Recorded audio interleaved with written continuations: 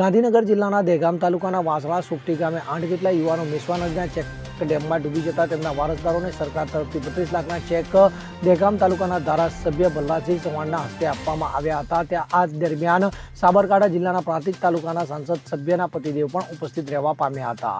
દહેગામ તાલુકાના વાસણા સુખટી ગામે 8 જેટલા યુવાનો મેશ્વા નદીમાં ચેક ડેમમાં ડૂબી જતા ભારે હોનારત સર્જાઈ હતી અને સમગ્ર ગ્રામ શોકમય માહોલ બની જવા પામ્યું હતું। ત્યારે દહેગામ તાલુકાના ધારાસભ્ય ભલ્લાદસિંહ ચૌહાણે, એપીએમસીના ચેરમેન સુમેરભાઈ અમીન, દહેગામ તાલુકા ભાજપ પ્રમુખ કનુભાઈ પટેલ આ બનાવ બનતા તરત જ ઘટના સ્થળે પહોંચી ગયા હતા અને સ્મશાન યાત્રાઓમાં પણ તેઓ જોડાયા હતા અને પરિવાર ગરીબ હોવાથી તાત્કાલિક સરકારમાં સહાય માટે ધારાસભ્ય દ્વારા તાત્કાલિક રજૂઆત કરતા સરકાર તરફથી 32 લાખનો ચેક આ મૃતકના પરિવારોને તેમના ઘરે જઈને ધારાસભ્ય ભલ્લાદસિંહ ચૌહાણ, સુમેરુ અમીન અને તાલુકા પ્રમુખ કનુભાઈ પટેલ દ્વારા અર્પણ કરવામાં આવ્યા હતા। અને આ બનાવ બનતાની સાથે જ આ તમામ નેતાઓ સવારથી સાંજ સુધી પરિવારની ચિંતા કરી તેમને આશ્વાસનો આપીને માનવતા મહેકે તેવી કામગીરી કરતા જોવા મળી આવ્યા હતા। ત્યારે બેસરામાં પણ તેઓ પહોંચી જવા પામ્યા હતા અને સાથે સાથે આજરોજ સાબરકાંઠા જિલ્લાના પ્રાંતિજ તાલુકાના પૂર્વ ધારાસભ્ય અને હાલના સાંસદ સભ્યના પતિદેવ મહેન્દ્રસિંહ પારિયા અને દહેગામ તાલુકાના પૂર્વ ધારાસભ્ય કામિનીબા રાઠોડ, તાલોદના ભાજપના અગ્રણી આગેવાન મુકાસિંહ ઝાલા જેવા આગેવાનો પણ આ પરિવારોના ઘરે બેસરામાં શ્રદ્ધાંજલિ